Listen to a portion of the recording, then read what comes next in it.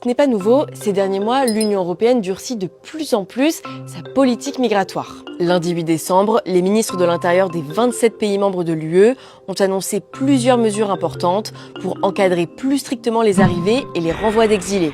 Et ça veut dire que pas mal de choses vont changer, on te détaille tout ça. Déjà, parmi les propositions, il y a l'ouverture de centres de retour, hubs de retour comme on les appelle, dans des pays en dehors de l'UE où seraient envoyés les migrants déboutés de l'asile. C'est ce que l'Italie tente déjà de faire avec son centre en Albanie par exemple.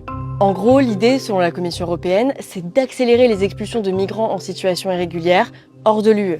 Dans la même veine, les 27 proposent de renvoyer les demandeurs d'asile vers des pays tiers sûrs, mais avec lesquels le demandeur n'a aucun lien. Selon l'eurodéputée française Fabienne Keller, ça veut dire que chaque État pourra signer un accord avec un de ces pays sûrs, dont on n'a d'ailleurs pas encore la liste, comme l'Italie avec l'Albanie. Mais pour Fabienne Keller, cette mesure pose quand même question et elle serait même anticonstitutionnelle en France parce qu'il est interdit d'expulser un demandeur d'asile sans avoir étudié sa demande.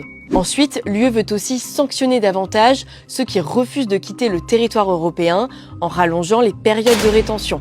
Pour te donner une idée, actuellement, la durée maximale de rétention est de 6 mois. Si la plupart des États membres défendent ce durcissement migratoire, il y a quand même quelques réticences, notamment du côté de la gauche et des ONG de défense des migrants qui voient une violation des droits humains. La France et l'Espagne sont aussi un peu sceptiques et s'interrogent sur la légalité et l'efficacité de certaines de ces mesures. Enfin, les 27 se sont mis d'accord sur un nouveau système de répartition des demandeurs d'asile en Europe pour soulager les pays d'entrée comme la Grèce ou l'Italie.